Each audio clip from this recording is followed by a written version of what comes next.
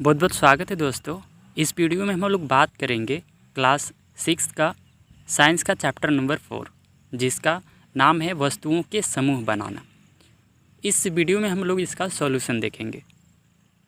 Solution देखने से पहले हम लोग सबसे पहले अध्याय समीक्षा देख लेते हैं, यानी कि जो चैप्टर में हम लोगों ने पढ़ा था उसका हम लोग रिकैप कर लेते हैं।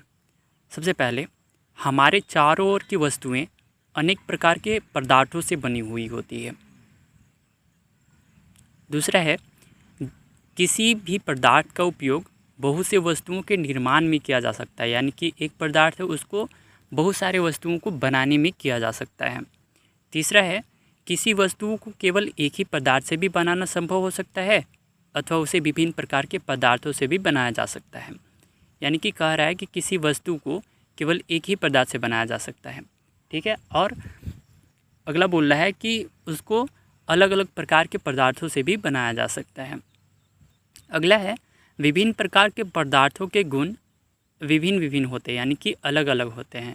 यानी कि कांच का जो प्रकार है उसका जो गुण है वो अलग होता है और मिट्टी का जो गुण है वो अलग हो सकता है। तो यहाँ पे यही बोला कि विभिन्न प्रकार के पदार्थों के गुण विभिन्न विभिन्न होते हैं, यानी कि अलग अलग होते हैं। अगला है, कुछ पदार्थ दिखावट में चमकदार होते हैं जबकि अन्य नहीं होते हैं। कुछ खुरदरे होते हैं तो कुछ चिकने होते हैं। इसी प्रकार वो फल पदार्थ स्पर्श करने पर कठोर लगते हैं तो कुछ अन्य कोमल लगते हैं। यानी कि यहाँ पे पदार्थों का जो है कौन कौन किस किस तरह से उसको विभाजित किया जाता है वहाँ पे बताया है कि कोई जो होता है चमकदार होता है और कोई चमकदार नहीं होते हैं, कुछ खुरदरे होते हैं तो कोई चिकने होते हैं। अगला है, कुछ पदार्थ जल में विलीय होते हैं यानी कि घुल जाते हैं और कुछ ऐसे पदार्थ भी होते हैं जो जल में यानी कि पानी में नहीं घुल पाते हैं। अगला है, कुछ पदार्थ जैसे कांच पारदर्शी होते हैं यानी कि उसके आर पार हम लोग देख पाएंगे और कुछ ऐसे होते हैं जो लकड़ी एवं धातु जो होती है वो अपारदर्शी होती है, यानी कि उसके आर पार हम यानी कि एक बगल से दूसरे साइड हम लोग उसको नहीं देख पाएंगे, यानी कि उसके आर पार हम लोग नहीं देख पाते हैं। और कुछ पदार्थ जो होते हैं वो पारभासी होते हैं, यानी कि जब पारभासी कहने का अर्थ है जो अगर आप लोग इसको पारभासी बनाने पाइएगा तो देखिए क्या करना है, आपको तेल में डुबा लेना है पेज को, ठीक है। इसके बाद सूखने के बाद थोड़ा थोड़ा दिखाई देने लग जाता है, उसी को पारभासी कहते हैं। अगला है, पदार्थों को उनके गुणों में समानताओं तथा विभिन्नताओं के आधार पर समूह में बांटा जा सकता है, यानी कि एक जैसे पदार्थ को एक साइड में रखा जा सकता है और अलग पदार्थ को अलग अलग में रखा जा सकता है। इसी से क्या होता है, समूहीकरण किया जाता है। अगला है, वस्तुओं को सुविधा तथा उनके गुणों के अध्ययन के लिए एक साथ समूहित किया जाता है, यानी कि बहुत सारे पदार्थ हैं तो उनके गुण के आधार पर एक जगह रहकर उनका जो स्टडी किया जा सकता है। आगे हम लोग देखेंगे, आगे चलेंगे हम लोग क्वेश्चन आंसर की तरफ। तो क्वेश्चन आंसर सबसे पहला जो क्वेश्चन है वह है,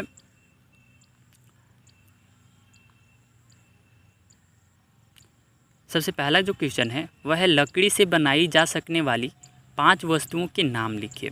तो लकड़ी से क्या क्या बनाई जा सकती है, तो देखिए उत्तर, कुर्सी, मेज़, खिड़की, दरवाज़ा और अलमारी जो होती है ये लकड़ी से बनाई जा सकती है। दूसरा प्रश्न है, निम्नलिखित में चमकदार पदार्थों का चयन कीजिए। यानी कि यहाँ पे कुछ दिया गया है जैसे कि कांच की प्याली, प्लास्टिक का खिलौना, स्टील का चम्मच और सूती कमीज। इनमें से जो चमकदार वस्तु है उसको आपको अलग कर लेने हैं।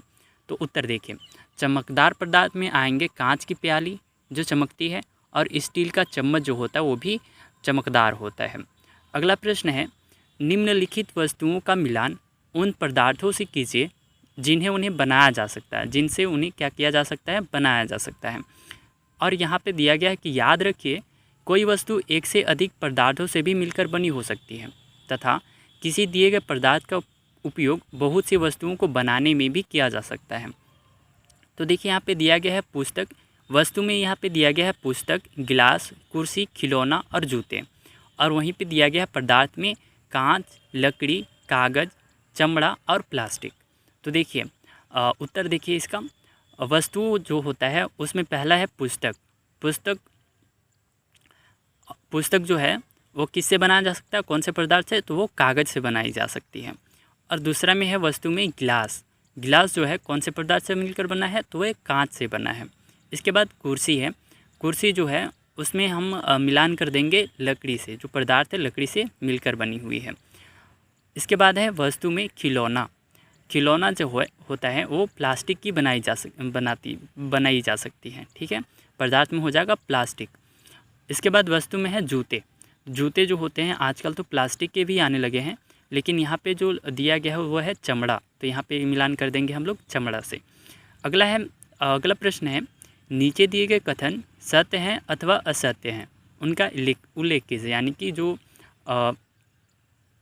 सत्य यानी कि जो सही होंगे और असत्य यानी कि जो गलत होंगे, उनके आगे गलत या सही का चिन्ह लगाना है आपको।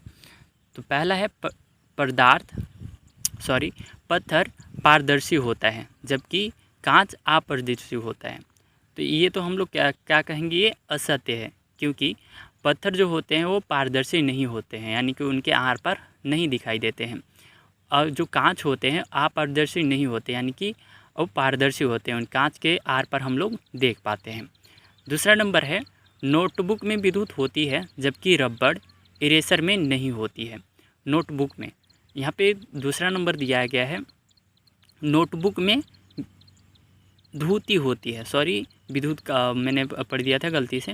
यहाँ पे ख नंबर है कि नोटबुक में धूती होती है जबकि रबड़ इरेजर में नहीं होती है। तो ऐसा नहीं है, ये भी असत्य हो जाएगा।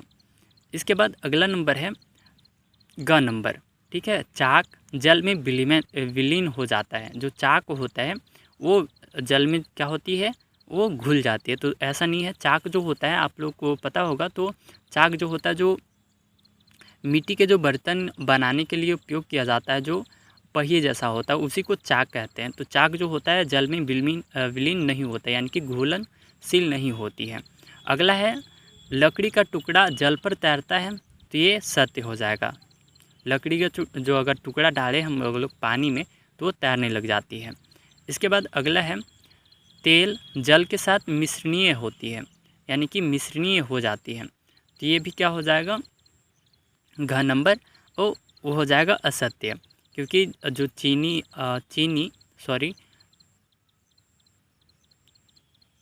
घ नंबर मैंने पढ़ दिया था गलती से 4 नंबर को। यहाँ पे देखिए चीनी जल में विलीन नहीं होती है, तो ऐसा बात नहीं है। जो चीनी है वो जल में विलीन हो जाती है, इसीलिए इसको क्या करेंगे, असत्य लिखेंगे। इसके बाद 4 नंबर है तेल जल के साथ मिश्रणीय होती है। तो ये क्या हो जाएगा, असत्य, मिश्रणीय नहीं होती है। इसके बाद अगला नंबर है 6 नंबर, बालू यानी कि रेत जल में निषादित हो जाता है। हो जाता है यानी कि निषादित हो जाते हैं, यानी कि इसके नीचे बैठ जाते हैं। जल के क्या होते हैं, जो बालू होते हैं, रेत होते हैं, वो जल के नीचे बैठ जाते हैं। अगला नंबर है ज नंबर, सिरका जल में विलीन हो जाता है। तो क्या होता है, ये सिरका जो होता है जल में विलीन हो जाता है, ये सत्य है। अगला प्रश्न पे चले हम लोग। तो 5वां नंबर प्रश्न है, नीचे कुछ वस्तुओं तथा पदार्थों के नाम दिए गए हैं। जैसे यहाँ पे दिया गया है जल, बास्केटबॉल, संतरा, चीनी, ग्लोब, सेब तथा मिट्टी का घड़ा। इनको इस प्रकार समूहित कीजिए। क नंबर में बोल रहे हैं हम गोल आकृति तथा अन्य आकृतियाँ। और ख नंबर है खा तथा अखाद्य। देखिए क नंबर में अगर हम लोग इन लोगों को एक समूह में रखें तो हो जाएगा। अब बास्केटबॉल ये भी गोल होता है, संतरा ये भी गोल होता है, ग्लोब ये भी गोल होता है, और सेब जो होता है ये भी गोल ही होता है। हम लोग गोल ही मानकर चलते हैं। और अन्य आकृतियाँ में आ जाएंगी जल यानी कि जल का कोई आकृति नहीं होता, जिस बर्तन में रख दें हम उसी का आकृति का हो जाता है। इसके बाद चीनी और मिट्टी का घड़ा। मिट्टी के घड़ा को हम लोग क्या कर सकते हैं, अन्य आकृतियाँ में रख सकते हैं। इसके बाद ख नंबर है खा तथा अखाद्य। तो खाद्य पदार्थ जैसे कि जल यानी कि इसको हम लोग सेवन करते हैं। इसके बाद संतरा, चीनी और सेब ये सारी को हम लोग क्या करते हैं, खाते हैं। और अखाद्य पदार्थ में जैसे कि बास्केटबॉल, ग्लोब तथा मिट्टी का घड़ा ये सब हम लोग नहीं खाते हैं, इसीलिए इसको हम लोग क्या में रखेंगे, अखाद्य पदार्थ में रखेंगे। इसके बाद 6 नंबर है जल में तैरने वाली जिन वस्तुओं को आप जानते हैं उनकी सूची बनाइए और जांच कीजिए और देखिए कि क्या वे तेल अथवा मिट्टी के तल पर तैरती हैं या नहीं तैरती हैं। तो देखिए, जल में तैरने वाली वस्तुओं का हम लोग जैसे कि नाव, सूखी लकड़ी, ये सब को तो जानते हैं। ठीक है, तो अब इसका क्या करना है, जांच करना है कि देखिए क्या वे तल तथा अथवा मिट्टी को तल पर तैरती हैं। तो ये हम लोग अंतिम में करेंगे। ठीक है, इसके बाद 7 नंबर प्रश्न है, निम्नलिखित में समूह में मेल न खाने वाला ज्ञात कीजिए।